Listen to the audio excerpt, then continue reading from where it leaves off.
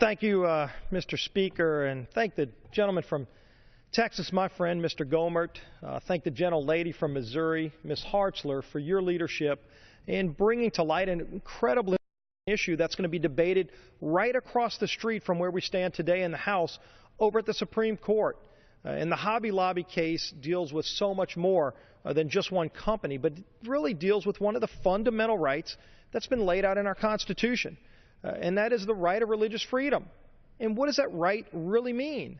And just how much ability does the federal government have to impede upon that right, especially when we talk about the right of a president, in this case Barack Obama, to put out an edict that would literally take away that right to religious freedom from millions of Americans that enjoy it today and have enjoyed it since the beginning of our country. If you look at the rostrum right above the Speaker, it says, "In God we trust." You know, a lot of people across the country would be surprised because there are school boards, there are other governmental bodies that right now have threats against them if they try to pray before any kind of governmental service. In schools, in many schools across our country today, that right of religious expression is being challenged by groups every single day, and they threaten different groups, schools, other governmental organizations. And yet here in the House chamber, we pray at the beginning and the start of every session, every day. We have "In God we trust" emblazoned right above the Speaker's rostrum. And it's there for a reason. It's because our founding fathers, when they created this nation, they didn't say these were rights, the rights that they laid out in the Constitution. These were not rights that were given by men.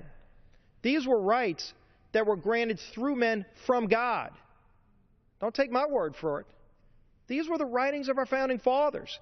They acknowledged God. They praised God. They talked about the great blessings of liberty given to us by God. Yes, our founding fathers said that. This isn't some right-wing nut in the Tea Party. Thomas Jefferson may have been considered one of those right-wing nuts, using the of some of the liberals running around this town today. But if you look at what this president is doing right now, trying to trample on those religious freedoms, the Hobby Lobby case is the epitome of where those tramplings of those rights converge to our job creators. This is a business that wants to just run and provide services to people all across this country. A few locations in my district. My wife likes going to Hobby Lobby. But they shouldn't have to be faced with the dilemma every time they cut their paychecks to their employees of whether or not they're going to violate their own religious freedoms just to continue operating as a business in this country.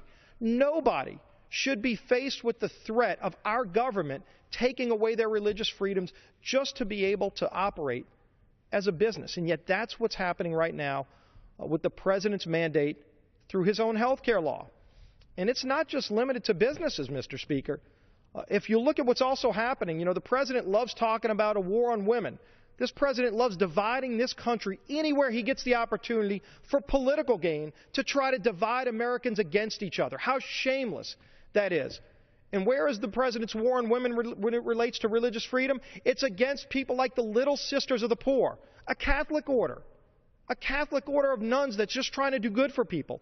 They're forced to sue the federal government because this president, Barack Obama, wants to make Little Sisters of the Poor pay for abortion-inducing drugs as part of their condition of providing health care. Otherwise, they're in violation of the law. What law, Mr. Speaker, would force Catholic nuns to pay for abortion-inducing drugs just to comply with health care laws? That's what's at stake here. That's why it's so important, this debate that's going to happen across the street. That's why it's so important that we all come together up against this kind of oppression of religious freedom. It wasn't the 10th of all 10th amendments in the Bill of Rights. It was the First Amendment that guaranteed religious freedom. That's what we stand here in support of tonight. I sure hope the Supreme Court hears those arguments as well and recognizes not just what we're talking about tonight, but what our founding fathers laid out as one of the basic fundamental tenets of our nation's constitutional guarantee, and that is the right of religious freedom. I appreciate all of my colleagues standing up in support of it, as we all do, and hopefully the Supreme Court hears those pleas and rules the right way. And with that, I yield back the balance of my time.